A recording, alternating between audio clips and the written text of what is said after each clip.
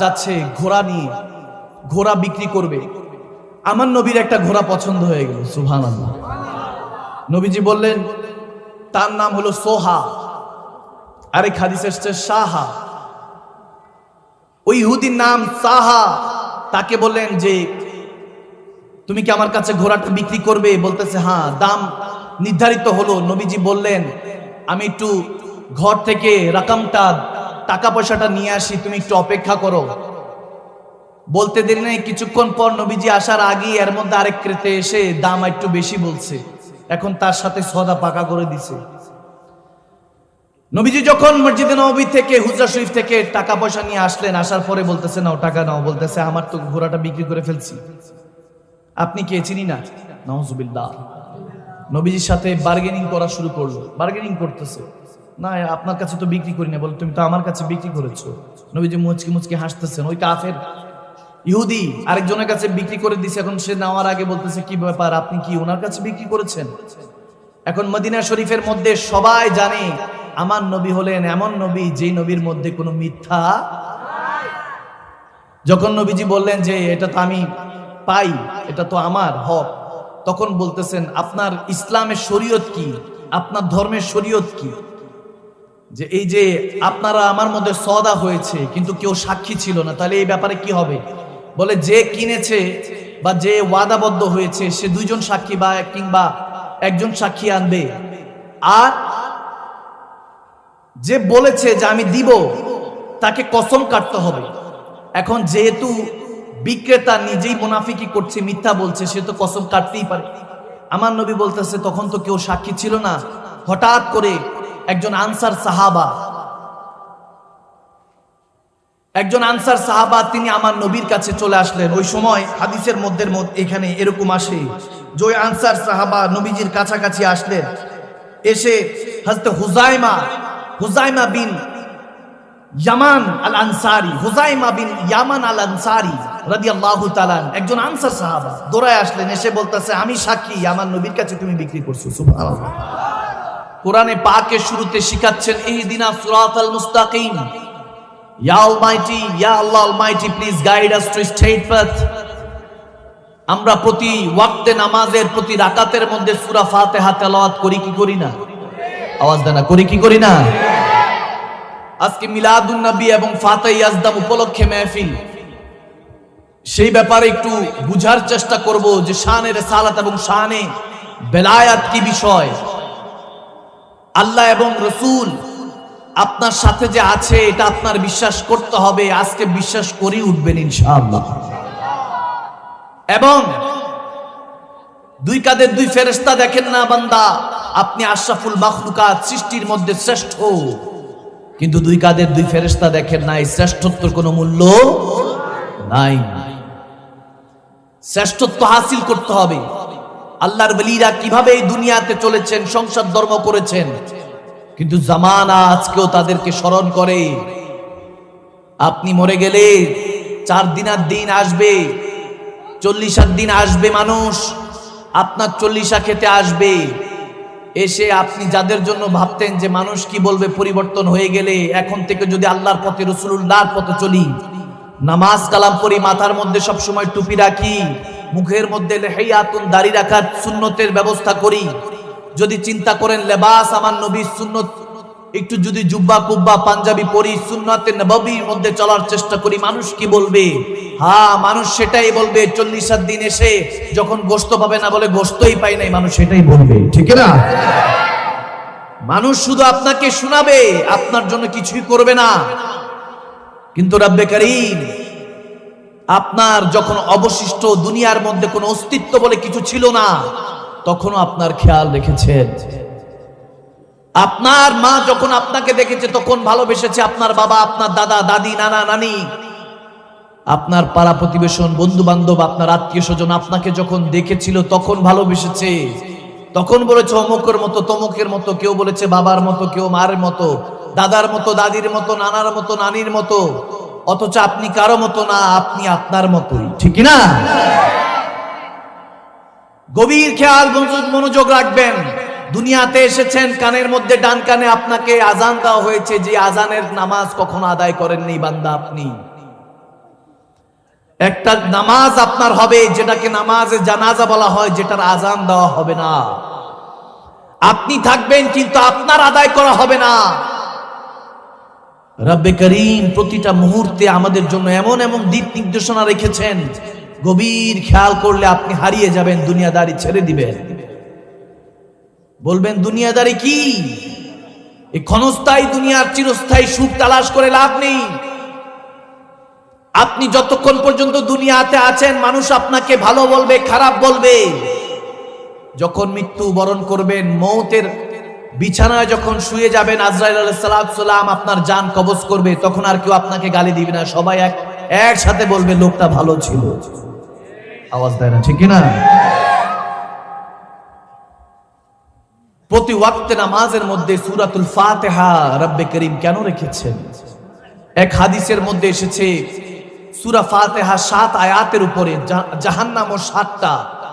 রব্বে করিম বলেন যখন বান্দা 7 আয়াত করিমা সূরা ফাতিহা তেলাওয়াত করে সিজদার মধ্যে যায়, সূরা তেলাওয়াত করে 7 হাড্ডির উপরে বান্দা সিজদা দেয়। এই যে 2 হাত, 2 পা, 4 হাড্ডি, তারপর হলো 2 টাকনু, গোড়ালি, 6 হাড্ডি, আর এই মুখমণ্ডলকে 1 হাড্ডি ধরা হয়েছে। 7 হাড্ডির উপরে যখন সূরা ফাতিহা এবং কোরআন তেলাওয়াত করে রুকু সিজদার মাধ্যমে সুবহান রাব্বিয়াল আলা বান্দা যখন বলে, সূরা ফাতিহাতের ফজিলত এরকম, রব্বে করিম বলে সিজদা দিতে দেরি নাই, সুবহান রাব্বিয়াল আলা পড়তে দেরি নাই, 7টা জাহান্নামের আগুন বান্দার জন্য আমি হারাম করে দিই। সুবহানাল্লাহ।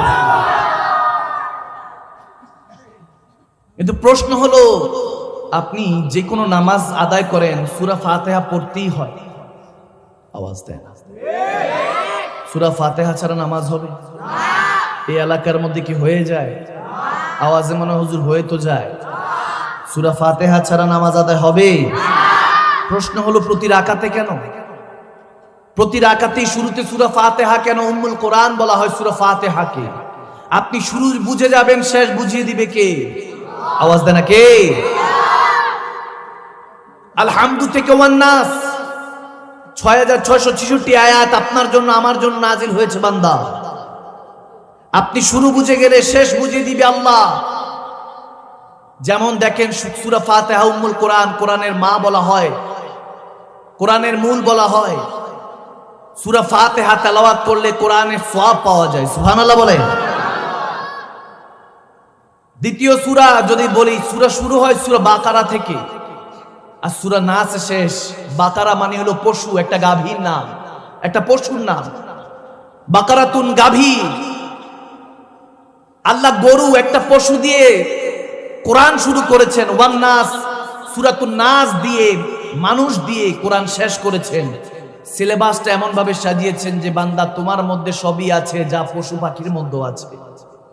আওয়াজ দেয়। পশু পাখির চোখ আছে, তোমারও চোখ আছে। পশু পাখির জিহ্বা আছে, ক্ষুধা আছে, খাবার প্রয়োজন হলে খাবার খায়, কান আছে, শুনতে পায়। তোমার 2টা হাত, 2টা পা, পশু পাখিরও আছে। ডানা আছে, সেটা হাতের মতো। 4টা পা থাকলে সামনে 2টা হাতের মতো কাজ করে।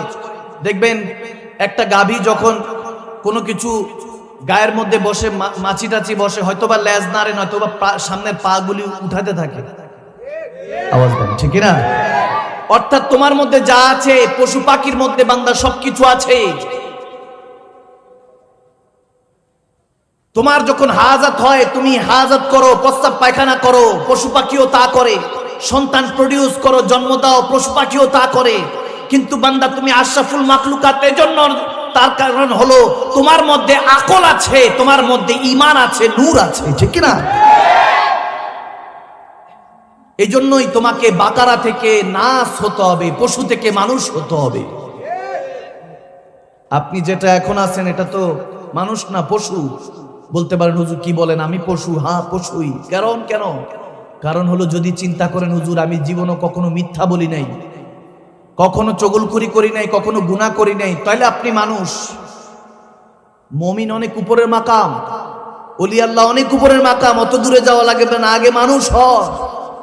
রব্বে করিম বলেছেন মানুষ হতে হবে। তোমাকে পশুত্ব দিয়েছি কিন্তু ভিতরে মনুষ্যত্বও দিয়েছি।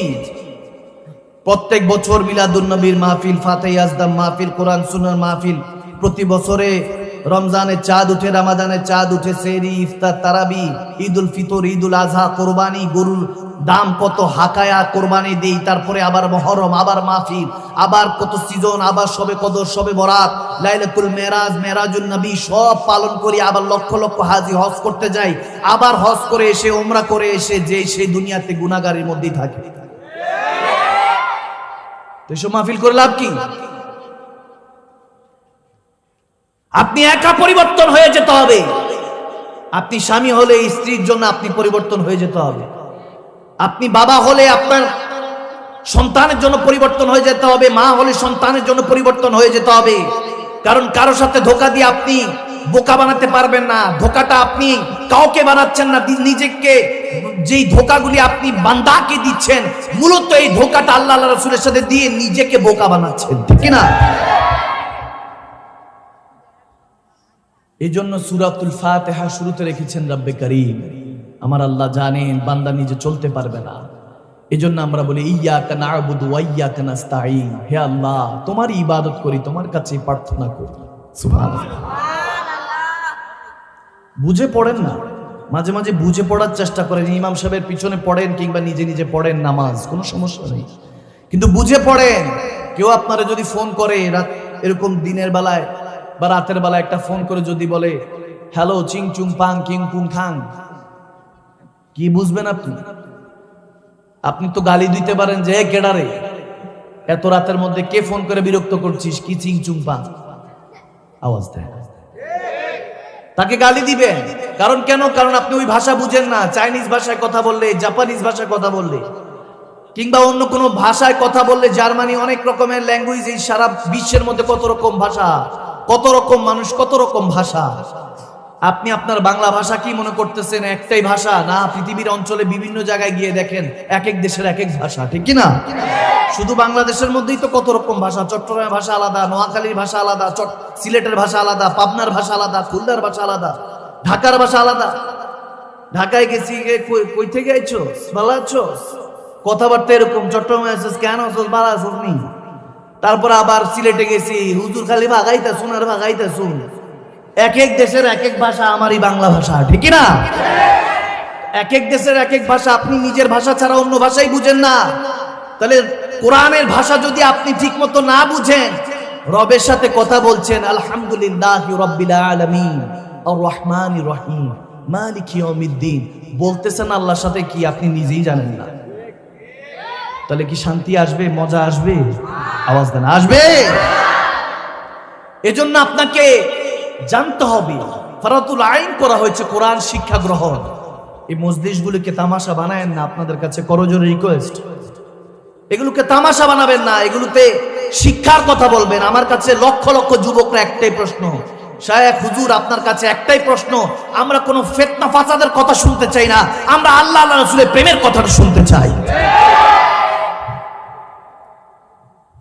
জামানা খালি ফিতনা ফিতনা, ফাসাদ আর ফাসাদ। অথচ রব্বে করিমের কাছে আমরা প্রতি ওয়াক্ত নামাজের মধ্যে বলতেছি ইয়্যাকা না'বুদু ওয়া ইয়্যাকা নাস্তাঈন। আজকে আপনাদেরকে শুরুটা বুঝাতে এসেছি। উলামায়ে কেরামরা তো মাশাআল্লাহ অনেক দিলকাশ ওয়াজ করেন, খেতাবাত করেন, কিন্তু আমরা শুরুটা বুঝার চেষ্টা করি না। আপনি যখন শুরুটা বুঝে যাবেন, শেষটা বুঝিয়ে দিবে কে?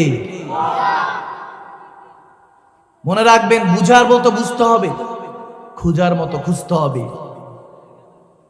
যদি আপনি না খুঁজেন তাহলে পাবেন না।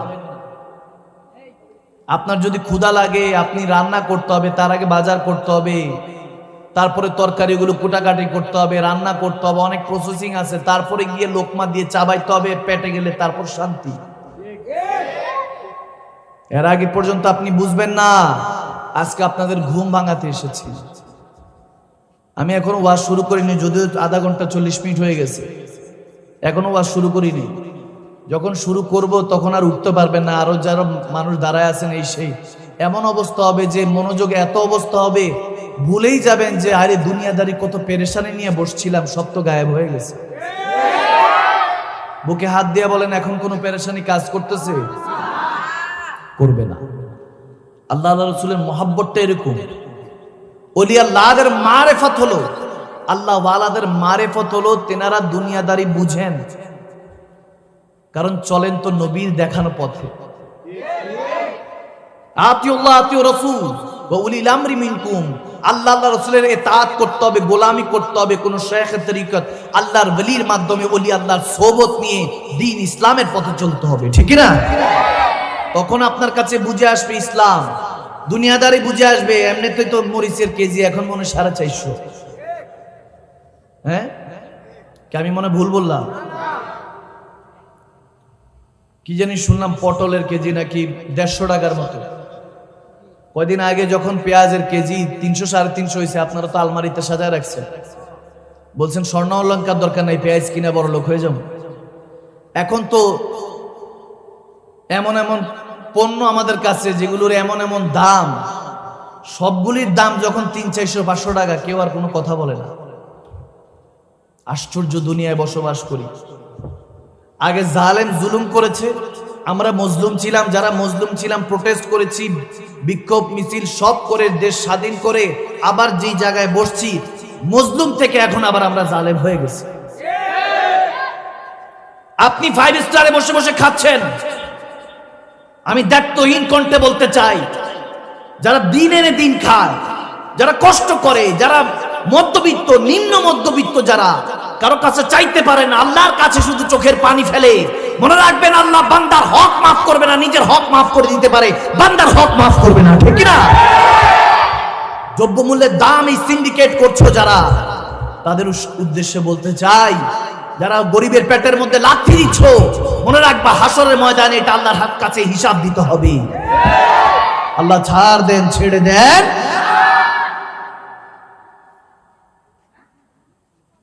কোথায় যাব? মাছের দাম, গোশতের দাম, গোশত তো গরিব চোখেই দেখে না। আল্লাহ আমাদেরকে হেদায়েত নসিব করুক। ওয়াজ নসিহত কি ফায়দা? মানুষের মধ্যে কোনো মনুষ্যত্ব নেই, তাহলে এই ওয়াজ নসিহতের কি ফায়দা? প্রবলেমটা হলো আমাদের ওলামায়ে কেরাম, আমরা ইল্লা মাশাআল্লাহ কিছু ছাড়া আমাদের মধ্যে সমস্যা হলো বলনেওয়ালাও সঠিক পথে নাই, শুননেওয়ালাও সঠিক পথে নাই। বলনেওয়ালা যখন সঠিক পথে নাই, শুননেওয়ালার দিলের মধ্যে তাসির হবে কিভাবে? হযরত খাজা মাইনুদ্দিন চিশতি সৈয়দনা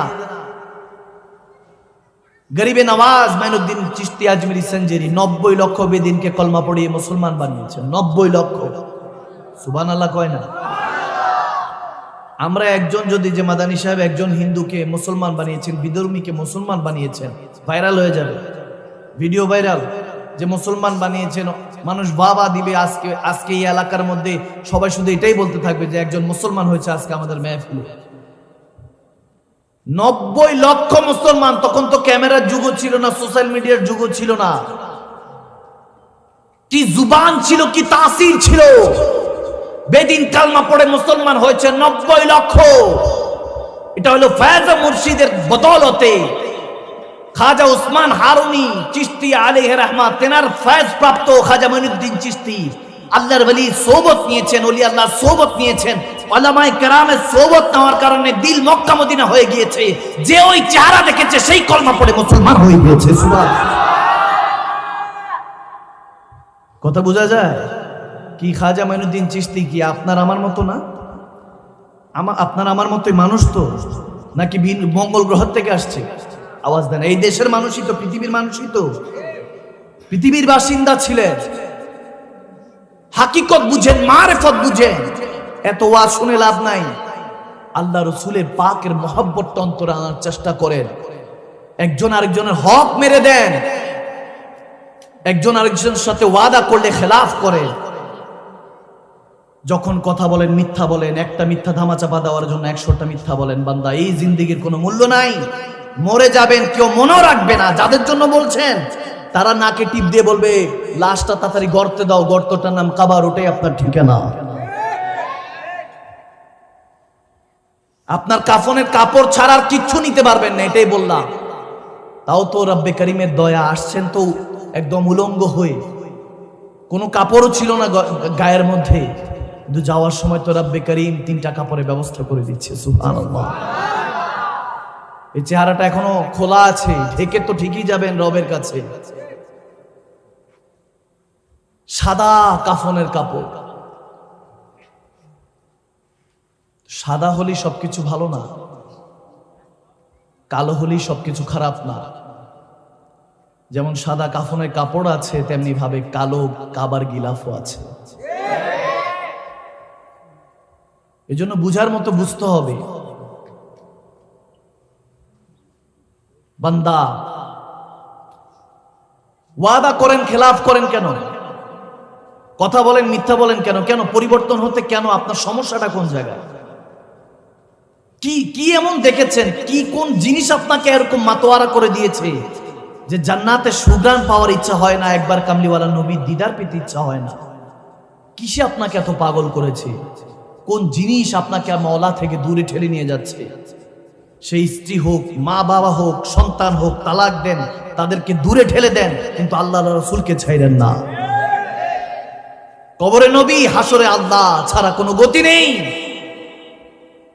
এভাবে আপনাদেরকে কেউ বুঝাবে না, কেউ এসে বলে দিয়ে যাবে না। আপনাদের কাছে করজোরে মিনতি করে যাচ্ছি, time and tide wait for none. সময় এবং স্রোত কারোর জন্য অপেক্ষা করে। সময় গেলে সাধন হবে না বান্দা। দুনিয়াতে আছেন, সমস্যা নেই, দুনিয়া যাতে হৃদয়ের ভিতরে না থাকে। আপনি সাগরের মধ্যে, বিশাল সাগরের মধ্যে একটা নৌকা রাখতে পারবেন, একটা জাহাজ রাখতে পারবেন, থাকবে লোহার একটা জাহাজ, যেটা আপনি সাধারণত অনেক ভারী হয়, কিন্তু পানির মধ্যে রাখেন, সাগরের মধ্যে রাখেন, ডুববে না। কিন্তু ওই পানিটাই যখন জাহাজের ভিতরে রাখবেন, জাহাজটা ডুবে যাবে। আমার কথাগুলি মনোযোগ দিয়ে শুনতে হবে, তাহলে বুঝবেন। আসেন একটা হাদিসে নববীতে চলে যায়। মুসলিম শরীফে হাদিস। আমার নবী মসজিদে নববী থেকে বের হলেন, দেখলেন কিছু ইহুদি কাফেলা যাচ্ছে ঘোড়া নিয়ে, ঘোড়া বিক্রি করবে বাজারের মধ্যে। তখন ঘোড়া বেচা কেনা হতো যেমনি ভাবে এখন পশু বেচা কিনা হয়। আমার নবীর একটা ঘোড়া পছন্দ হয়ে গেল, সুবহানাল্লাহ। নবীজি বললেন, তার নাম হলো সোহা, আরেক হাদিসে এসেছে সাহা। ওই ইহুদির নাম সাহা। তাকে বললেন যে, তুমি কি আমার কাছে ঘোড়াটা বিক্রি করবে? বলতেছে হ্যাঁ। দাম নির্ধারিত হলো। নবীজি বললেন, আমি একটু ঘর থেকে রাকামটা, টাকা পয়সাটা নিয়ে আসি, তুমি একটু অপেক্ষা করো। বলতে দেরি নাই, কিছুক্ষণ পর নবীজি আসার আগে এর মধ্যে আরেক ক্রেতা এসে দাম একটু বেশি বলছে। এখন তার সাথে সদা পাকা করে দিছে। এরকম ভদ্রলোক সমাজে আছে কি নাই? আওয়াজ দেন, আছে কি নাই? এক জায়গায় ওয়াদা করছে, যখন দেখছে আরেক জায়গায় ওদিকে বেশি পাইছে, ওদিকেই বেচা কেনা। ঠিক না? ঠিক না? ওয়াদা খেলাফ করে। ওয়াদা খেলাফ করা মুনাফিকের আলামত। আর মুনাফিক লা ইয়াদখুলুল জান্নাহ, কখনো জান্নাতের সুগ্রাণ পাবে। নবীজি যখন মসজিদে নববী থেকে, হুজরা শরীফ থেকে টাকা পয়সা নিয়ে আসলেন, আসার পরে বলতেছে, নাও টাকা নাও। বলতেছে, আমার তো ঘোড়াটা বিক্রি করে ফেলছি, আপনি কে চিনি না? নাউজুবিল্লাহ। নবীজির সাথে বার্গেনিং করা শুরু করলো। বার্গেনিং করতেছে, না আপনার কাছে তো বিক্রি করি না। বলে, তুমি তো আমার কাছে বিক্রি করেছো। নবীজি মুচকি মুচকি হাসতেছেন। ওই কাফের ইহুদি আরেকজনের কাছে বিক্রি করে দিছে। এখন সে নেওয়ার আগে বলতেছে, কি ব্যাপার, আপনি কি ওনার কাছে বিক্রি করেছেন? এখন মদিনা শরীফের মধ্যে সবাই জানে আমার নবী হলেন এমন নবী, যে নবীর মধ্যে কোনো মিথ্যা, যে নবীর মধ্যে কোনো ধোঁকা নেই। সেই নবীর উম্মতটাই তো আমরা। আল্লাহু আকবার। আমার নবী এই শিক্ষা দেন নাই যে শিক্ষা আপনি নিয়েছেন, যে শিক্ষা আপনি নিচ্ছেন, এটা আমার নবীর শিক্ষা নয়। যখন নবীজি বললেন যে এটা তো আমি পাই, এটা তো আমার হক, তখন বলতেছেন, আপনার ইসলামের শরীয়ত কি, আপনার ধর্মের শরীয়ত কি? যে এই যে আপনারা আমার মধ্যে সওদা হয়েছে, কিন্তু কেউ সাক্ষী ছিল না, তাহলে এই ব্যাপারে কি হবে? বলে, যে কিনেছে বা যে ওয়াদাবদ্ধ হয়েছে, সে দুইজন সাক্ষী বা কিংবা একজন সাক্ষী আনবে। আর যে বলেছে যে আমি দিব, তাকে কসম কাটতে হবে। এখন যেহেতু বিক্রেতা নিজেই মুনাফিকি করছে, মিথ্যা বলছে, সে তো কসম কাটতেই পারে। আমার নবী বলতেছে, তখন তো কেউ সাক্ষী ছিল না। হঠাৎ করে একজন আনসার সাহাবা তিনি আমার নবীর কাছে চলে আসলেন। ওই সময় হাদিসের মধ্যে এখানে এরকম আসে যে ওই আনসার সাহাবা নবীজির কাছাকাছি আসলেন। এসে হযরত হুযায়মা হুজাইমা বিন ইয়ামান আল আনসারি, হুজাইমা বিন ইয়ামান আল আনসারি রাদিয়াল্লাহু তাআলা, একজন আনসার সাহাবা দৌড়ায় আসলেন, এসে বলতেছে আমি সাক্ষী আমার নবীর কাছে তুমি বিক্রি করছো। সুবহানাল্লাহ। এখন ওই ইহুদি জানে যে আমার নবীর সাথে বার্গেনিং করে লাভ নাই, এখানে মধ্যে যে সাহাবারা আছে উত্তম মধ্যম দিবে আমাকে একটু পরে, আর হযরত ওমর তো আছে, হযরত শেরে খোদা আলী আছে, জানতে পারলে একটাও মায়ের একটাও গায়ে মাটিতে পড়বে না, সব গায়ে পড়তে হবে, ঠিক না? আমার নবী তো কখনো মিথ্যা বলতে পারে না, তারা সবাই জানে যে ইহুদি নাসারারাও বলে আমার নবী আলামিন সত্যবাদী ছিলেন। সুবহানাল্লাহ বলে। তো বলতেছে ঠিক আছে, এখন সাক্ষী যেহেতু হয়ে গেছে আর কিছু করার নেই, সেই ঘোড়াটা দিয়ে দিল নবীজিকে, নবীজি নিয়ে নিলেন। নবীজি একটা পর্যায়ে হযরত হুজাইমাকে জিজ্ঞেস করলেন যে কি ব্যাপার হুজাইমা, তুমি কেন বললে যে তুমি দেখেছো? বলে ইয়া রাসূলুল্লাহ, আমি দূর থেকে দেখছিলাম আপনি কথা বলছেন, এতটুকুই দেখেছি, কিন্তু আমি সামনে এসে কথা শুনি নাই। কিন্তু ইয়া রাসূলুল্লাহ, আমার বিশ্বাস আপনি যখন বলেছেন তার সাথে দরদাম আপনি পাকা করেছেন। আল্লাহর দ্বীন এমন ভাবে আল্লাহ কায়েম করেছে যে দুনিয়াতে লক্ষ লক্ষ কোটি কোটি মানুষ এক জায়গায়, আপনি নবী মুস্তাফার জুবান এক জায়গায়, ঠিক না? আপনি কখনো মিথ্যা বলতে পারেন না। হযরত হুজাইমা রাদিয়াল্লাহু তাআলা আনহু এই কথা শুনে আমার নবী মুচকে হাসি দিয়ে তখন সাহাবাদের সামনে বলছে, শুনো সাহাবারা, সাক্ষীর জন্য দুইজন তোমরা সব সময় নির্ধারণ করবে কোনো কিছু সাক্ষীর জন্য, কিন্তু যেখানে আমার হুজাইমা থাকবে সেখানে একজনই যথেষ্ট থাকবে। সুবহানাল্লাহ বলে। আল্লাহু আকবার। তো ওয়াদা কখনো বরখেলাফ করা যাবে না। বান্দা ওয়াদা করলেই নিভানোর চেষ্টা করবেন। দেখেন এই হাদিসের প্রেক্ষাপটে আরেকটা হাদিস মনে পড়লো, কি আপনাদের কষ্ট হচ্ছে? কষ্ট হচ্ছে? দেখতে দেখতে প্রায় ঘন্টা খানিকের উপরে হয়ে গেছে, আপনারা বললে বাদ দিয়ে দিই, আজকে শেষ করে দিই, চলবে চলবে চলবে। হাদিসে বুখারী শুনেন, হযরতে জুরকানি, ইমাম জুরকানি রাদিয়াল্লাহু আলাইহি রাহমাত, তিনি এটা বর্ণনা করেছেন। ইমাম জুরকানি আলাইহি রাহমাত তিনি বলতেছেন হাদিসটা এরকম, একবার আমার নবী এরকম ফজরের নামাজ পড়ে হুজরা থেকে যখন মদিনা শরীফে গলি দিয়ে হাঁটছে, সুবহানাল্লাহ বলবেন না? একবার চিন্তা করুন না, আমার নবী নামাজ পড়ে গলি দিয়ে হাঁটতেছে, যার সাথে দেখা হচ্ছে সালাম আদান প্রদান হচ্ছে, কি সুন্দর মানজার, সুবহানাল্লাহ। হাঁটতেছে, হঠাৎ করে দেখতেছে দামেস্ক থেকে একটা কাফেলা এসেছে মদিনায় বিভিন্ন জিনিসপত্র বিক্রি করতে। কেউ উট নিয়ে এসেছে, কেউ চাদর, কেউ পোশাক, বিভিন্ন জিনিস নিয়ে ব্যবসার উদ্দেশ্যে এসেছে বিক্রি করতে। খেমা লাগিয়েছে, তাবুক বসিয়েছে, এরকম বাজার বসিয়েছে। ওখানে মধ্যে উট, যখন কিছু উট আছে ওইখানে, নবী যখন হাঁটতেছে একটা উটের দিকে, সুরখ উট, লাল উট, যারা মদিনায় থাকে মক্কায় গিয়েছেন তারা জানে লাল উটের দামটা অনেক বেশি হয়। লাল উটের দিকে আমার নবীর নজরটা পড়লো, সুবহানাল্লাহ। মাঝে মাঝে চিন্তা করি ওই উটটা যদি হতে পারতাম তাহলে আমার নবীর নজরটা হয়তো বা আমি গুনাহগারের দিকে পড়তো, ঠিক না? তখন নবীজি দেখে সামনে সামনে গিয়ে বলতেছে এই উটটা কিনতে চাই, আমার কাছে বিক্রি করবা? ওই ইহুদি দূর থেকে এসেছে, দামেস্ক থেকে এসেছে, চিনে না জানে না, মদিনার খবর জানে না, কে এখানে নবী, কে পয়গম্বর, কে বাদশাহ, কে প্রজা, এগুলো তো জানে না। আমার নবীজির দিকে তাকিয়ে আছে, সে তাকিয়ে আছে। নবীজি অনেকক্ষণ ধরে উটটা দেখলো, উটটাকে আদর করলো, দেখে বলতেছে উটটা আমার খুব পছন্দ হয়েছে, আমার কাছে বিক্রি করবেন? ওই ব্যবসায়ী তাজের বললেন যে ঠিক আছে আমি বিক্রি করব, সমস্যা নেই, দাম কত? এত। আচ্ছা ঠিক আছে। এখন আমার নবী বলতেছে আমি তো আসলে নামাজ আদায় করে ঘর থেকে বের হয়েছি, সাথে তো রাকাম টাকা পয়সা নিয়েছি নেই, আমি ঘর থেকে এসে দিয়ে যাব, উটটা নিয়ে যাই। তখন ওই ব্যবসায়ী বলতেছে নিয়ে যান। যারা বলে আমার নবী ৮-১০টা মানুষের মতো, নাউজুবিল্লাহ, বাশরুম মিসলুকুমের মধ্যে পড়ে থাকে, তারা যাবেন কখনোই বুঝতে পারবে না কাদ জাকুম মিনাল্লাহি নূরটা কি, ঠিক না? যারা মানুষ করে তাদের জন্য বলছি, যারা নূর করে তারা ভালো মতো শুনেন। আপনাদের মন এখন পবিত্র হয়ে যাবে, শুনে দিলটা এমন পবিত্র হবে, আপনার কাছে সবকিছু এখন ভালো লাগবে। মনে হবে যে আকাশ থেকে, বাতাস থেকে, আশপাশ থেকে কোন একটা বাতাস বয়ে যাচ্ছে আপনার হৃদয়ের মধ্যে, আপনার মধ্যে একটা প্রশান্তি বয়ে যাবে। এই হাদিসটা নিয়ে যান, সবসময় মাথার মধ্যে রেখে দিবেন, ভিতরের মধ্যে প্রশান্তি বয়ে যাবে। যখন আমার নবী উটটা নিয়ে চলে গেল, তখন এক একজন এসে বলতেছে কি ব্যাপার, আপনি কি তেনাকে চিনেন? উটটা যে দিয়ে দিলেন তেনাকে কি চিনেন? কোনো অ্যাড্রেস জানা আছে? বলে না আমি তো চিনি না। বলে আরেকজন এসে বলতে বলতেছে, আরে আপনি কি বলেন চিনেন না? আমি তো ওনার চোখে মোবারকের চোখের দিকে তাকাচ্ছিলাম, এরকম চোখ তো আমি জীবনও দেখিনি। কত মানুষের চোখ দেখলাম, উনি যেদিকে তাকায় মনে ওই জায়গার মধ্যে ঝড়ো হাওয়া বয়ে যাচ্ছে, মনে হইতেছে ওই জায়গার মধ্যে তুফান বয়ে যাবে, বিজলি চমকাচ্ছে। ওনার বাবরি চুলটা যখন উঠছিল মনে হয় যেন আকাশের মধ্যে চমকাচ্ছে, বিজলি চমকাচ্ছে। যখন তিনি কথা বলছিলেন তেনার দাঁত দিয়ে মুচকি মুচকি হাসি দিয়ে, তখন সামনের পাহাড়ের মধ্যে ওই রিফ্লেকশন হচ্ছে, ওই নূরের তাজাল্লি বর্ষণ হচ্ছিল। এক একজন এক এক কথা বলতেছে, হঠাৎ করে বলতেছে, কেউ বলতেছে যে তেনার চেহারা দেখেন কি নুরানি, তেনার আদা দেখেন, তেনার বাক ভঙ্গিমা দেখেন, তেনার বচন ভঙ্গি দেখেন, কথা দেখেন। ফিদা হয়ে যাচ্ছিলাম। এক কাফের আরেক কাফের সাথে, এক ইহুদি আরেক ইহুদির সাথে এভাবে কথা বলছে, ব্যবসায়ী ভাই বাবারা কথা বলছে, বলে কিন্তু আমি তো অ্যাড্রেস জানি না, দিয়ে দিয়েছি। একজন বলেই বসলো, সুম্মা মায়াজাল্লাহ নাউজুবিল্লাহ, বলেই বসলো, মনে হয় উটটা ডাকাতি হয়ে গিয়েছে, নাউজুবিল্লাহ, উটটা মনে হয় চোর চুরি নিয়ে গিয়েছে, চুরি হয়ে গিয়েছে। ওই যে কাফেলা এসেছে, কাফেলার সর্দারের স্ত্রী দৌড়ায় আসলেন, ওই মহিলা খাতুন দৌড়ায় এসে বলতেছে, খবরদার, তেনার মধ্যে কোনো তহমত দিবা না, তেনাকে দোষারোপ দিবা না, তেনার মধ্যে কোনো ভুল নাই, দরকার পড়লে উটের টাকা আমি নিজে দিব।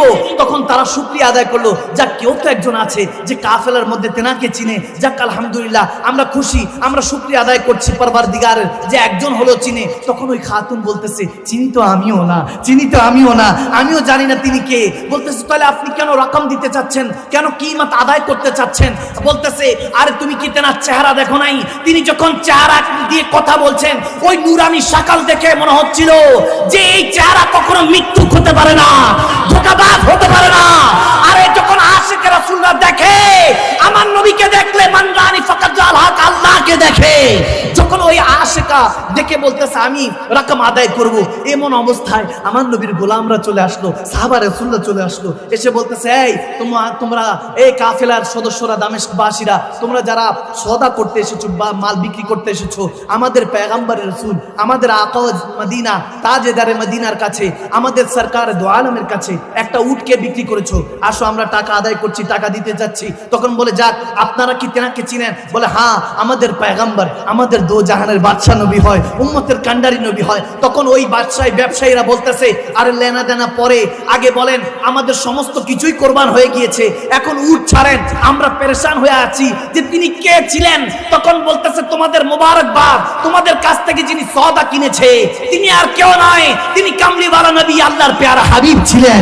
তখন তারা বলতেছে যে হুজুর, ওই সাহাবাদেরকে বলতেছে, আমাদেরকে তেনার কাছে নিয়ে চলেন, আমরা তেনার কাছে যেতে চাই। দোরায় দামেশবাসীরা, তায়েববাসীরা তেনারা গেলেন আমার নবীর কাছে, কলমা পড়ে মুসলমান হয়ে গেলেন। সুবহানাল্লাহ। যখন সেই দামেশবাসীরা যখন মদিনা শরীফে হয়তোবা যখন কলমা পড়ে সাহাবায়ে রাসূলের নামে লিস্টিভুক্ত করে যখন মদিনা দিয়ে হাঁটতে হাঁটতে যাচ্ছেন আর আনন্দ করছিলেন, তখন হয়তোবা তেনাদের জুবানের মধ্যে চলতেছিল, আবে মেরি নিগাহোं में जचता नहीं कोई, जैसे मेरे मुस्तफा है वैसा नहीं कोई, कमली तेरी परचम बनी, आदत तेरी मौसम बनी, अंदर के जख्मों के लिए तलवार भी मरहम बनी, मुर्दे मसीहा हो गए, पत्थर पपीहा हो गए, और ताजीम में बढ़कर कहा, मरहबा या मुस्तफा, मरहबा या मुस्तफा, मरहबा या मुस्तफा। सुभान अल्लाह।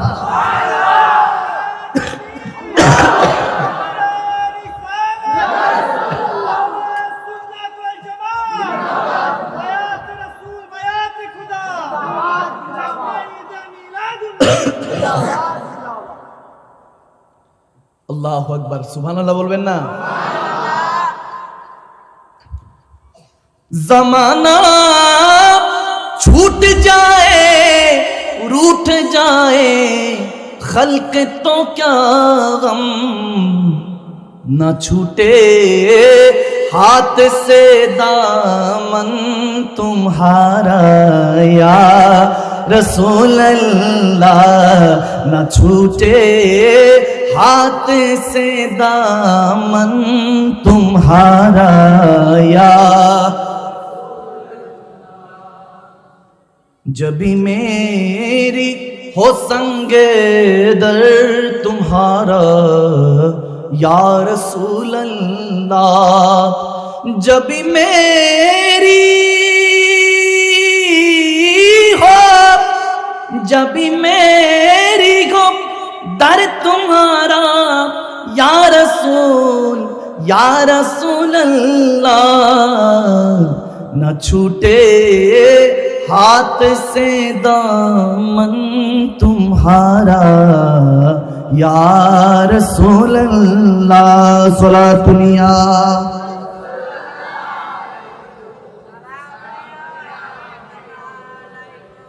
सलातुनिया रसूल अल्लाह अलैकुम। খারাপ লাগছে?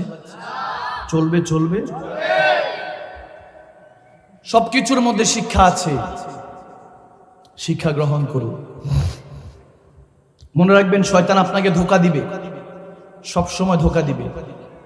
এক রিওয়ায়াতে এরকম এসেছে, এক আল্লাহওয়ালা খুব ইবাদত করতেন, কিন্তু ওই এলাকার মধ্যে সবাই গাছের পূজা করতো, নাউজুবিল্লাহ। গাছকে সেজদা করতো, গাছকেই পূজা করতো, এরকম ওই ধর্মের মানুষ ছিল। তো ওই আল্লাহওয়ালা চিন্তা করলেন যে ওই গাছটাকে কেটে ফেলবো, কুড়াল নিলেন। যখন কুড়াল নিয়ে যাচ্ছেন রাস্তার মধ্যে শয়তান দেখা করলো। শয়তান এসে আটকে দিল, বলতেছে হুজুর আপনি কোথায় যাচ্ছেন, দাঁড়ান। গাছ কেটে আর কি হবে, তাদের সাথে আপনার লেনা দেনা কি? আপনি আপনার ইবাদত করবে, তারা তাদের হিসাব দিবে, দরকার নাই তো তাদের পরিবর্তন হলেই কি না হলেই কি, এরা তো বড় তার মধ্যেই আছে। আপনি ইবাদতে থাকেন, বরং আপনি গাছ কাটবেন, পরে ফাসাদ হবে, এরা ঝগড়া করবে আপনার সাথে, বিভিন্ন ধরনের প্রোটেস্ট হতে পারে, অনেক কিছু করবে, আপনার ইবাদতের মধ্যে খালাল হবে, আপনার ইবাদতের মধ্যে ত্রুটি হয়ে যাবে, আপনি ইবাদত থেকে বঞ্চিত থাকবেন। এর থেকে ভালো আপনি কুরাল রাখেন, আপনি ইবাদত করেন। যখনই ইবাদত করবেন প্রতি ওয়াক্ত নামাজের পরে যায় নামাজটা উঠাইলে দেখবেন 1 দিরহাম। কয় দিরহাম? আপনার জন্য 1 দিরহাম ব্যবস্থা থাকবে, বাদ দেন। তখন ওই আল্লাহওয়ালা চিন্তা করলেন কথা তো ভালো, কথা ভালো। তখন তিনি চলে গেলেন। এখন প্রতি ওয়াক্ত নামাজ পড়েন, নামাজ শেষ করলেই দেখে যে যায় নামাজটা উল্টাইলে দেখে 1 দিরহাম। এভাবে চলতেছে। শয়তান বলেছে দেখেন ভালো কথা হোক, কথা ভালো হোক, কিন্তু জানতে হবে ওই ব্যক্তিটার ভিতরের মধ্যে ঈমান আছে কি। আওয়াজ দেয় না? ঈমান নাই তো তার কোনো আমলের দাম, কোনো ভালো কথারও দাম নেই। ঈমান থাকতে হবে, আর ঈমানের নাম হলো আমার নবীর ভালোবাসা। সুবহানাল্লাহ বলে আলা ঈমান ইমাল্লাহ মুহাব্বাত আলাহু। এক হাদিসে এসেছে মিন ওয়ালিদিহি ওয়া ওয়ালাদিহি ওয়ান নাস আজমাইন। আমার নবীকে জানের চাইতে বেশি ভালোবাসতে হবে, পরিবার পরিজন সবকিছুর ঊর্ধ্বে আমার নবীকে ভালোবাসতে হবে, সেই মুমিন হতে পারবে। আর যে আমার নবীকে ভালোবাসবে না সেই ঈমানদার হতে পারে না। জানের চাইতে বেশি ভালোবাসতে হবে। তো যাই হোক, যখন এই ধোকা দিলেন নামাজ শেষ করে, এখন নামাজ শেষ করলে প্রতি ওয়াক্তের পরে দেখতেছে 1টা করে দিরহাম আছে। দেখতে দেখতে ওই আল্লাহওয়ালা প্রতি ওয়াক্ত নামাজের পর 1টা দিরহাম পেতে পেতে শয়তানের ধোকায় পড়ে। কারণ শয়তান ওয়াসওয়াসা দিবে, আল্লাযী ইউওয়াসওয়িসু ফি সুদুরিন নাস মিনাল জিন্নাতি ওয়ান নাস। শয়তান জিন জাতি এবং মানুষ জাতিকে ধোকা দিয়ে বোকা বানাবে, জান্নাতি থেকে জাহান্নামী বানাবে, নাউজুবিল্লাহ। যখন ধোকা দিয়েছে, ধোকা দিতে দিতে দেখেন কি অবস্থা করবে। আপনি দেখবেন অনেক সময় নামাজ পড়তে ইচ্ছে করে, সমস্যাটা ওই জায়গায় নাই। চুপ, কথা বলে না। এই যে দেখছেন, দিছেনই ধোকা, আওয়াজ দেন, আমার কথা বোঝা যায়? এই যে আমি খেতাব করতেছি মাঝখান দিয়ে বাচ্চাদের মধ্যে একটা প্যাচ লাগাইছে কিন্তু সে আওয়াজ দেয় না। আওয়াজ দিচ্ছে না কেন? সবাই আওয়াজ একসাথে বলেন ঠিক না? বলে ধোকা দিয়ে বোকা বানিয়ে ফেলবে, আপনি টেরও পাবেন না। গভীর মনোযোগ দিয়ে আসছেন, কথাটা শুনতেছেন, হাদিসটা শুনতেছেন, দেখবেন আস্তে করে শয়তানি মাথায় লাগা দিবে, আরে এটা হয়েছে, ওটা হয়েছে, ফ্যান পড়ে গেছে, কারেন্ট গেছে, জানাটা দেখছো, সেটা হয়েছে। কথাটা আর আপনাকে শুনতে দিবে না, ভালো কথাটা, ঠিক কিনা? কারণ জানে কথাটা শুনে গেলেই তো ঈমান তাজা হয়ে গেলে, আর ঈমান তাজা হয়ে গেলেই তো আমলগুলি কবুল হয়ে আল্লাহর ওলি হয়ে যাবে, ঠিক কিনা? এজন্য মনোযোগটা থাকবে, গভীর কনসেন্ট্রেট এই জায়গায়। ধোকা দিয়ে আপনাকে বোকা বানাবে শয়তান, বসে আছে ওপেন শত্রু। এজন্য আমরা শুরুতে বলি আউযু বিল্লাহি মিনাশ শাইতানির রাজিম, তারপরে বলি বিসমিল্লাহির রহমানির রহিম। কেন বলি আগে শয়তান তারপরে আল্লাহ? কেন নাম নেই? আল্লাহ আগে শিখিয়েছেন শয়তানকে দূর কর, তারপর আমি আল্লাহর নাম ধর, ঠিক কিনা? শয়তানকে ভাগাতে হবে। তখন শয়তান ধোকা দিয়ে যখন বোকা বানালো, এক দেড়হাম প্রতি ওয়াক্তের পরে পর যখন এক দেড়হাম করে পায়, দেখতে দেখতে দেখতে দেখতে তার ঈমান দুর্বল হয়ে গেল। ওই কথা ভুলতে শুরু করলো, ওই যে গাছ কাটার কথা এগুলো সব ভুলে গেল, কে কি আছে সব ভুলে গেল। সে শুধু এখন প্রত্যেক দিন নামাজ তাড়াতাড়ি পড়ে যাতে ওই এক দেড়হাম পায়।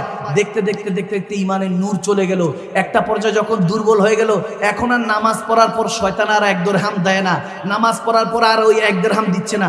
যখন দেয় নাই আবার কুড়াল নিল, যখন কুড়াল নিতে গেল, এর আগে যখন শয়তানকে ধরাশায়ী করতে গিয়েছে, গভীর খেয়াল, যখন প্রথম যে ওই গাছকে যে পূজা করে তাদেরকে যখন বিরোধিতা করতে গেছে, শয়তান যখন তাকে ধরেছে যে আপনি কাটেন না, আপনি ওই গাছ কেটে কি হবে, আপনি আপনার ইবাদত করেন, তারা তাদের ইবাদত করছে, তাদের হিসাব তারা দিবে, আপনার হিসাব আপনি দিবেন। তখন যখন এরকম করছিল, ওই আল্লাহর ওয়ালা শয়তানের গর্দান ধরে তাকে এক আসারে নিচে ফেলে তার উপরে বসে গিয়েছিল। সুবহানাল্লাহ বলে, বসে গিয়ে বলতেছে তোমার খবর করে ছাড়বো। তখন সে বলছে আপনি নামাজ পড়েন, প্রতি নামাজের পরে এক দেড়হাম করে রেখে দিব। যখন এক দেড়হাম করে রেখে দিব বলেছে, তখন ছেড়ে দিয়েছে। চিন্তা করছে হ্যাঁ তাদের হিসাব তাদের, আমার হিসাব আমাদের। যখন এরকম করে তিনি ইবাদত করতে লাগলেন, প্রতি ওয়াক্ত নামাজে এক দেড়হাম। আস্তে আস্তে মনের থেকে যখন ঈমানের নূর চলে গেল, ওই কথা ভুলে গেল, তখন দেড়হামও আর শয়তান রাখে না। গভীর খেয়াল, এরপর আবার কুড়াল নিছে, এইবার শয়তানরে খবর করব, কারণ শয়তানরে তো ধরাশায়ী করেছি, তার বুকের মধ্যে আমি চেপে বসেছি, তার তো আত্মবিশ্বাস আছে। ওই আল্লাহওয়ালা যখন গেল, তার সামনের মধ্যে শয়তান পড়লো, বলতেছে যাওয়ার দরকার নাই, যাওয়ার দরকার নেই, আপনি আপনার ইবাদত করেন, তারা তার ইবাদত করুক। তখন উনি যখন গর্দান ধরলো, শয়তান তেনাকে ধরে এক আসার তেনাকে শোয়াই দিল, শোয়াই দিয়ে শয়তান তার উপর চেপে বসলো। সুম্মা মাআযাল্লাহ যখন এরকম হলো, তখন বলতেছে কি ব্যাপার, তুমি আমার উপর চেপে বসতে পারছো কিভাবে, আমার উপর কিভাবে বসতে পারলা? তখন বলে আপনি এর আগে যখন এসেছেন তখন আপনার ঈমান কামিল ছিল, এখন যখন এসেছেন আপনি পয়সার জন্য এসেছেন, এজন্য আপনার ঈমান দুর্বল হয়ে গিয়েছে, আমি শয়তান আপনার উপর লাঘব হয়ে গেছি, আমার শক্ত বেড়ে গিয়েছে। নাউযুবিল্লাহ। কথা বোঝা যাচ্ছে? ঈমান দুর্বল হয়ে যাবে, শয়তান আপনাকে ধোঁকা দিয়ে বোকা বানাবে, ঠিক কি না? এজন্য ঈমান কামেল রাখবেন। ভালো উদ্দেশ্য, ভালো কাজের উদ্দেশ্য যখন বের হবে, তখন আর কোনো কথা শোনা যাবে। ভালো কাজ যতক্ষণ পর্যন্ত না করতেছেন, এবার সালাত হোক, মা বাবার খেদমত হোক, স্ত্রীর জন্য খেদমত হোক, সমস্ত কিছু দেখেন, আপনার ছোট ছোট আমলগুলি আপনার বিপদের সঙ্গী। প্রশ্ন করতে পারেন হুজুর কিভাবে, কি কষ্ট হচ্ছে আপনাদের? আপনার ছোট ছোট আমল, ধরেন কেউ দেখে নেই, আপনি আস্তে করে কোনো অসহায় কিংবা পাশের বাসায় কেউ হয়তো বা আপনি জানতে পেরেছেন খেতে পারছে না, কিছু আপনি রান্না করে দিয়ে আসলেন, কাউকে জানালেন না, এই ছোট আমলটাই আল্লাহর কাছে কবুল হয়ে যায়। প্রতিবেশীর খেয়াল রাখা, প্রতিবেশীর হক আদায় করা, গরিব মাসাকিনদের সহযোগিতা করা, রাস্তার মধ্যে যদি কাটা পড়ে থাকে, ইট পড়ে থাকে, গর্ত হয়ে থাকে, সেটাকে যদি আপনি ফিল আপ করে দেন, কাটাটা সরিয়ে দেন, ইটটা সরিয়ে দেন, এটাও আল্লাহর দরবারে অনেক বড় আমলের সওয়াব হয়ে যায়। সুবহানাল্লাহ। আল্লাহ বলেন এর উসিলা আমি জান্নাত দিয়ে দিতে পারি বান্দা। আল্লাহ শুধু উসিলা খুঁজে বান্দা, সেই মালিককে ছেড়ে আপনি কার পিছনে দৌড়াচ্ছেন? সব আপনাকে ধোঁকা দিয়ে যাওয়ার জন্য বসে আছে। ওই পকেটে যতক্ষণ টাকা আছে ততক্ষণ আপনার দাম আছে। আওয়াজ দেয় না? পকেটের মধ্যে যতক্ষণ ফুলুস টাকা আছে ততক্ষণ আপনার দাম আছে। টাকা ইনকাম করা ছেড়ে দেন, বুঝবেন পরিবারের কাছে তো দূরে থাক, সমাজের মধ্যে আপনার মূল্য থাকবে। টাকা আছে তো দেখবেন আপনি সুদ খান না ঘুষ খান, নামাজ পড়েন না পড়েন, সূরা ফাতিহা তেলাওয়াত করতে পারবেন না, বোমা মারলেও একটা কোরআনের তেলাওয়াত আয়াত বের হবে না, আসনে নিয়ে বসে আপনাকে সভাপতি বানাবে। টাকা থাকলেই দাম আছে এই সমাজে। আওয়াজ দেয় না? ঠিক না? আল্লাহর দফতরে মুমিনের দাম এরকম, তাদেরকে বলে দিবে না দুনিয়াটা টাকাওয়ালাদের হতে পারে, কিন্তু আখিরাত হলো আল্লাহওয়ালাদের। ঠিক না? আমল আপনার যত ভালো, যত কিছু আমলের মধ্যে যত বরকত আছে, ঈমান নিয়ে যত আমল করবেন, এগুলো আপনার জমা পুঞ্জির মতো। ব্যাংকে যেরকম ডিপোজিট করেন, স্বর্ণ অলংকারের থেকেও দামি। বুখারী শরীফ আমার নবীর হাদিস শুনেন, আমার নবী ভাবে সাহাবাদেরকে বর্ণনা করছে, এ সাহাবারা, বনি ইসরাইলের 3 যুবকের কথা বলছি শুনো। তারা একবার ব্যবসার জন্য যখন বের হয়েছে, অনেক ঝড়, এমন ঝড় বৃষ্টি, কিছু না পেয়ে তাড়াতাড়ি একটা গুহার মধ্যে আশ্রয় নিল। আমরাও এরকম দেখবেন ঝড় বৃষ্টি হলে তাড়াতাড়ি দোকানের নিচে, কোনো কিছুর নিচে দেখবেন আশ্রয় নেই, ঠিক না? তো তারা একটা গুহার মধ্যে আশ্রয় নিল। উপর পাহাড়ের থেকে একটা পাথর এসে ওই গুহাটার মধ্যে মাঝখানে পড়ে বন্ধ হয়ে গেল। তো সুম্মা মাআযাল্লাহ যখন বন্ধ হয়ে গেল, এখন আর 3 যুবক বের হতে পারবে না। বলে আল্লাহ কি হবে? আমার নবী হাদিস বলছে, নবীজি সাহাবাদেরকে শিখাচ্ছেন, বনি ইসরাইলের কথা বলে, ওই যুবকদের কথা বলে, যুবক আপনাকে বলছি, হ্যাঁ আপনাকে বলছি, মনোযোগ দিয়ে শুনুন, যে হুজুর আমার ছোট ছোট আমল, আমি একটু দাড়ি রেখেছি, কিংবা আমি 5 ওয়াক্ত ঠিক মতো পড়তে পারছি না, শয়তানের ধোঁকা হয়ে যাচ্ছে, 4 ওয়াক্ত পড়ছি, 3 ওয়াক্ত পড়ছি, হুজুর আমার আমলের প্রতি বৃদ্ধি বাড়বে কিভাবে? হাদিসটা শুনেন তো দেখবেন আপনার আমল করার প্রতি আগ্রহ বেড়ে যাবে ইনশাআল্লাহ। আল্লাহ তৌফিক দান করুক, আমিন বলেন। যখন 3 যুবক আটকা পড়লো, তারা চিন্তা করলো এখন কি হবে, মৃত্যু তো সামনেই, এখন যে যার ভালো জিনিস চিন্তা করা শুরু করলো। দেখবেন যে আমরা যখন বিপদে পড়ি তখন মসজিদের কথা স্মরণ হয়, আল্লাহর কথা মনে পড়ে, ঠিক কিনা? যে আল্লাহ তুমি আমারই বিপদে দিয়ে রাখছো, যেগুলো কাফের মুশরিক তাদেরকে কোটি কোটি টাকা দিয়ে রাখছো, আমার তো একটা সাইকেলও দেওয়া নাই, তারে তো দেখি ব্যাংক ব্যালেন্স দিয়ে রাখছো, টাকা পয়সার অভাব নাই, আমি একটা মোবাইল কিনতে পারি না, একটু গেমস খেলবো। কতজনের মোবাইলের অভাব নাই, কত দামি দামি মোবাইল ইউজ করে। কেউ কেউ চিন্তা করে আল্লাহ তারা কত সুন্দর বাইক দিছো, কিন্তু এটা চিন্তা করে না কতজন মানুষের পাই তো নেই। তুমি যে চিন্তা করছো যে আল্লাহ আমাকে কিছু দাও নাই, তোমার তো পাটা এখনো সালামত রেখেছেন আল্লাহ, ঠিক কিনা? ঠিক কিনা? এটা যে কত বড় নিয়ামত তুমি কিভাবে বুঝবা? যার বাইক নাই, সে যার পা নাই, সে পায়ের মর্ম বুঝে। যে হেঁটে যায় তার দিকে তাকিয়ে থাকে, ইস আমার যদি পা থাকতো। আর যার পা আছে সে বাইকের দিকে তাকিয়ে বলে, ইস আমার যদি একটা বাইক, একটা হুন্ডা থাকতো, ভুম ভুম, আই হ্যাভ ওন বাইক, আমার যদি একটা বাইক থাকতো। যার বাইক আছে সে চিন্তা করে, ইস আমার যদি একটা কার থাকতো, একটা গাড়ি থাকতো, করোলা প্রিমিয়াম, এরকম যদি গাড়ি থাকতো। যার কার আছে, করোলা গাড়ি আছে, ভালো মাইক্রো আছে, সে চিন্তা করে আমার যদি একটু দামি গাড়ি থাকতো, অডি, মার্সিডিজ, BMW, ঠিক কিনা? রোলস রয়েস এরকম চিন্তা করে। আবার কেউ কেউ চিন্তা করে যার রোলস রয়েস এর মতো দামি দামি 8-10 কোটি টাকার গাড়ি আছে, সে চিন্তা করিস আমার যদি একটা চপার থাকতো, হেলিকপ্টার, উঠতে উঠতে এক জায়গা থেকে আরেক জায়গায় যেতাম, ঠিক কিনা? আবার চিন্তা করে যার চপার আছে সে চিন্তা করে আমার যদি একটা প্রাইভেট জেট থাকতো, প্লেন থাকতো, একটু ভালো হতো। আওয়াজ দেন, আওয়াজ দেন। আমি মিথ্যা বলছি? আলহাকুমুত তাকাসুর, আল্লাহ বলেন বান্দার চাহিদার কোনো শেষ, বান্দার চাহিদার শেষ নাই। যা আছে তার মধ্যে শুকরিয়া আদায় করেন, বাড়িয়ে দিবে কে? আওয়াজ দেন, কে? সবসময় শুকরগুজার থাকে, বিশ্বাস করুন। শুকরিয়া করে দেখেন না। এক আল্লাহওয়ালার কাছে এক ব্যক্তি আসছে, অনেক টাকা পয়সার মালিক, বলে হুজুর আমার কোনো কিছুর অভাব নাই, কোনো কিছুর অভাব নাই, আল্লাহর কাছে বলেন আমাকে যে তার না দেয়। সুবহানাল্লাহ বলেন। বলে আমার কিচ্ছুর অভাব নাই। মনে করেন দোকানে গেছি, 2টা জামা দেখেছি, 2টা জামা দেখে দোনোটাই নিতেছি, অথচ দোনোটার একটাও পছন্দ হয় নাই, বোঝা গেল তার টাকার অভাব নাই। তখন গিয়ে তিনি বলতেছেন ঠিক আছে। আরেক পথ ফকির বলতেছে হুজুর আমার কিচ্ছু নাই, আল্লাহর কাছে একটু দোয়া করেন না। ওই আল্লাহর কাছে একটু দোয়া করেন আমার যাতে তৌফিকে কিছু আল্লাহ দেয়, আল্লাহ কি আমাকে দেখে না? সে মনে মনে রব্বের কাছে ফরিয়াদ করতে লাগলো। আল্লাহ, 2 বান্দা 2 রকম দোয়া করছে। একজন বলতেছে আর দিও না, এত দিছো সহ্য হইতেছে না। আরেকজন বলে কিছুই দেয় নাই, কিছু তো দাও। গায়েব থেকে আওয়াজ আসলো, গভীর খেয়াল, গায়েব থেকে আওয়াজ আসলো, যার কাছে বেশি আছে তাকে বল শুকরিয়া আদায় করা ছেড়ে দিতে, আমি কমিয়ে দিব। আর যার কাছে নাই তাকে বল আলহামদুলিল্লাহ বেশি পড়তে, শুকরিয়া আদায় করতে, আমি বাড়িয়ে দিব। তাহলে শুকরিয়ার দাম আছে কি নাই? আলহামদুলিল্লাহর পাওয়ার আছে কি নাই? একবার উচ্চ আওয়াজে পড়েন আলহামদুলিল্লাহ। কষ্ট হচ্ছে না তো বাবা? আমি এক হাদিস থেকে আরেক হাদিস চলে যাচ্ছি, প্রাসঙ্গিক ভাবে চলে আসে জন্য বলছি। কষ্ট হচ্ছে না তো? আপনারা বলে ছেড়ে দিব আর কি। এমনি আমার অলরেডি বলতেছে হুজুর সবাই ওয়াজ নসিহত খেতাবাত শুনতেছে, আপনার একটু বেলালি সুরটা শুনতে চায়, অনেকে কালাম শোনার জন্য বসছে। আমি বললাম হ্যাঁ ওটা দিব, আগে ওয়াজ নসিহত শুনে আগে দিলটাকে মদিনার বাগান বানিয়ে নি, ঠিক না? তো কষ্ট হচ্ছে না? শেষ হাদিসটা বলি ভালো মতো, গভীর কনসেন্ট্রেট। যখন ওই 3 যুবকের কথা মনে আছে তো?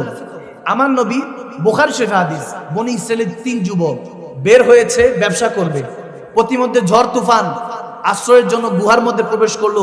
পাহাড় উপর থেকে একটা পাথর পড়ে বন্ধ হয়ে গেল মুখটা। চিন্তা করছে কি করব কি করব। সবাই আপন আপন ভালো কর্মের কথা চিন্তা করা শুরু করলো, কারণ বিপদেই তো আল্লাহর কথা মনে পড়ে বেশি, ঠিক না? ওয়া হুয়া মাকুম আইনা মা কুনতুম, যার কেউ নাই তার কে আছে? আল্লাহ বলেন তুই কার কাছে যা, সব ধোঁকা দিবে, আমি আছি তো তোর জন্য, ঠিক না?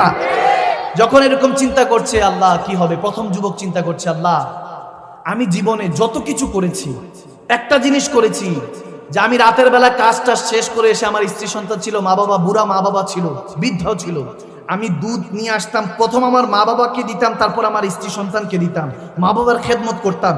একদিন আমার মা বাবা দুজনই রাতে ঘুমিয়ে গেল, আমি ফজর পর্যন্ত ওয়েট করেছি। আমার স্ত্রী সন্তান বলেছিল যে আমাদেরকে খেতে দেন, পান করতে দেন, ওনাদেরকে আগামীকালকে দিন, আমি দেই নাই। আল্লাহ তোমাকে রাজি করার জন্য মা বাবার খেদমত করেছি, ফজর পর্যন্ত ওয়েট করেছি। তারপর আমার মা বাবা যখন ফজর নামাজের জন্য উঠেছে, তখন দুধের পেয়ালা এগিয়ে দিয়েছি। মাটা বাবাটা তোমার কাছে যে দোয়া চেয়েছে, আমার জন্য দোয়া চেয়েছে, ওদিনের ওই আমলটা যদি তোমার ভালো লাগে, আল্লাহ আজকের বিপদ থেকে উদ্ধার করো। বলতে দেরি নাই, পাথরটা একটু সরে গেল। সুবহানাল্লাহ। খেয়াল আছে, গভীর কনসেন্ট্রেট আছে আছে আছে আছে আছে। আপনার ছোট ছোট আমল, বললাম না স্বর্ণ অলংকারের মতো দামি, কখন কোন আমল কাজে এসে যায় কেউ জানতে পারে। সাদকা দিবেন, আল্লাহর কাছে চান তো যে আল্লাহ 10 লাখ দাও, 1 লাখ তোমার মসজিদে দিব, কেন 9 লাখ দিলে কি সমস্যা? আওয়াজ দেন, আওয়াজ দিতে হবে, একজন দুজন বলে ঠিক, একসাথে বলা যাবে না, ঠিক কিনা? আপনি যখন হাত তুলতেছেন তখন তো ফকির নিয়ে অবস্থা আছেন, ফকির। আল্লাহ যখন 10 লাখ দিছে, 9 লাখ মসজিদে দেন না, 1 লাখ নিজের কাছে রাখেন। দোয়া চায় আল্লাহ 10 লাখ দাও, 1 লাখ তোমারে দিব, 9 লাখ আমার। কি বিজনেসম্যান দেখছেন? মসজিদে গিয়া সেজদা দিয়া একদম, কেউ যদি বলে তোর ফোন আসছে, আরে বাদ দে, খুব বিপদে আছি, টাকা লাগবে, একবার বলি আস্তাগফিরুল্লাহ। এরকম দোয়া চাওয়া, দোয়া চাইবেন কিভাবে জানেন? দোয়া চাইবেন আল্লাহ আমার জন্য যাতে তোমার পথে চলতে পারি, অতটুকু রিজিক বাড়িয়ে দাও। সুবহানাল্লাহ বলবেন না? দোয়াটা বুঝতেছেন তো কিভাবে? আমার জন্য না আল্লাহ, তোমার জন্য, যাতে কোনো বান্দার কাছে মাথা নত না করি, একজনের কাছে নত করব, তিনি কে? আল্লাহ। বুঝা গেছে তো আমার কথা? দোয়া চাইবেন এইভাবে। এখন যখন এরকম হলো, পাথর সরে গেল, দ্বিতীয় যুবক এখন চিন্তা করতেছে, এই ব্যক্তির, এই যুবকের আমল তো, এখন সেও নিজে চিন্তা করা শুরু করলো, কি আমল করেছে, কি আমল করেছে। হঠাৎ করে মনে পড়লো যে সে একবার বাড়ির কাজ করাচ্ছিল, একজন কাজের লোক নিয়েছিল, হায়ার করেছিল, দিনমজুর। এখন কাজ করে ওই দিনমজুরকে যখন টাকা দিবে, এর মধ্যে কথা মালিক আর দিনমজুরের সাথে কি বলে, এটাকে আপনাদের এখানে কি বলে? কাজের লোক যারা আমরা টাকা নিই না, 400-500 টাকার বিনিময়ে সারাদিন আমাদের কিছু কাজ করে দেয়, শ্রমিক আর কি। কিছু শ্রমিক থাকে না এরকম, তো টাকার বিনিময়ে সে কাজ করেছে, যখন টাকা দিয়ে দিবে চলে যাবে, ওই সময় মালিক আর শ্রমিকের সাথে ঝগড়া হয়ে যায়, শ্রমিক টাকা না নিয়ে চলে গিয়েছে। মালিক করেছে, বলতেছে আল্লাহ আমি ওই টাকাটা আমার জন্য খরচ করি নাই, ওই যে টাকাটা ছিল, যেই 10 দিরহাম বা 20 দিরহাম ছিল, সেটা আমি কাজে লাগিয়েছি। সেটা হইতে হইতে হইতে হইতে দেখা গেছে একটা জমি হয়ে গিয়েছে, চাষাবাদ করেছি, গৃহপালিত পশু কিনে ফেলেছি, ওই পুরো অংশটাই ওই শ্রমিকের ছিল। অনেক বছর পর শ্রমিক যখন এসেছে, আমার 20 দিরহাম দেন। বললাম ওই যা জমি জামা দেখতেছো, পশু পাখি গবাদি পশু দেখছো, এগুলো সব তোমার। সে বলে কি বলেন আপনি মস্কারা করছেন এত বছর পরে? বলে না, ওই টাকাটা আমি আমার ক্ষেত্রে লাগাই নাই, আমি তোমার টাকাটা দিয়ে আমার টাকা মিলিয়ে ব্যবসা করেছি, লাভ হয়েছে, তোমার অংশটা ওটা, আমার অংশ আমার জন্য এসেছে, তোমারটা তোমার জায়গায় রেখে দিয়েছি। আমি রেগে গিয়েছি, কিন্তু রেগে গিয়ে ভুলে যাই নাই যে আমি নবীর উম্মত, এই জন্য আমি আল্লাহর বান্দা, এটা ভুলে যাই নাই, এই জন্য তোমার অংশ তুমি নিয়ে যাও। ওই শ্রমিক আমার জন্য দোয়া করেছিল, আল্লাহ এই বান্দাকে তুমি হাসর নাসরে মাফ করে দিয়ে জান্নাত দিও। যদি ওই শ্রমিকের দোয়া তোমার ভালো লাগে থাকে, আল্লাহ আজকের বিপদ থেকে উদ্ধার করো। বলতে দেরি নাই, তখন পাথরটা আরেকটু সরে গেল। সুবহানাল্লাহ। দ্বিতীয় যুবক এখন আরো স্পিডে এসে গিয়েছে, ইমান তাজা হয়ে গিয়েছে। সে এবার হাত তুললো, আল্লাহ আমার এক চাচাতো বোন ছিল, কাজিন ছিল, তার দেখতে অনেক সুন্দরী ছিল, আমার একদিন তার প্রতি একটা আমার আকর্ষণ ছিল। একদিন আমি তাকে একা পেয়ে আমি তার জোর জবরদস্তি করলাম, তার সাথে জেনা করার চেষ্টা করলাম, নাউজুবিল্লাহ। এরকম যখন বলতেছি, তখন ওই আমার বোনটা, তখন আমি যখন তার সাথে খারাপ কাজ করতে যাব, খারাপ দিক নির্দেশনা দিতে যাব, খারাপ কাজ করার আগে আমার বোনটা আমার কাছে বলে উঠলো, এই বান্দা, আমার ভাই, আল্লাহ যে একজন আছে তার খৌফ করো, ভয় করো। বলে আল্লাহ ওই দিন তোমার ভয়ে আমি জেনার মধ্যে ডুবে থাকি নাই, আমি জেনাকে ছেড়ে আমার বোনকে ছেড়ে দিয়েছিলাম তোমার খাতিরে মালিক। আজকে যদি এই বিপদ উদ্ধার করতে চাও, ওই কাজটা, ওই আমলটা যদি তোমার ভালো লাগে, আজকে আমাদেরকে বিপদ বিপদ থেকে উদ্ধার করো। তেরি দুয়া না আসর সে মালুল হুই, ইহা জুবা সে নিকলি ওয়া কবুল হুই।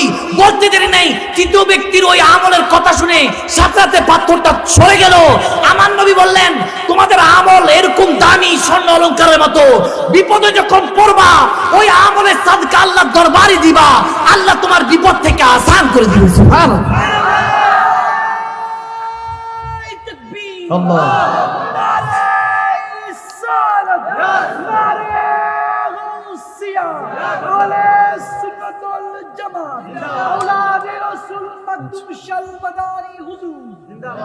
কষ্ট হচ্ছে, আল্লাহ আমাদেরকে এই কথাগুলি বোঝার তৌফিক দান করুন ইনশাআল্লাহ। আলা হযরতের যিনার কালাম আমার প্রায় শুনি, আমি খুব পছন্দ। আপনাদের সবাই আজিজে কেরামি, আমাদের আজকের মেহফিলের সম্মানিত প্রধান অতিথি হুজুর আল্লামা হাসান রেজা আল কাদরি মাদ্দাজুল্লাহ আলী হুজুর চলে এসেছেন। মারহাবা বলবেন না? আসতেছে, ওদিক তাকায় লাভ নাই, এদিকে তাকায়। হুজুগে বাঙালি আমরা।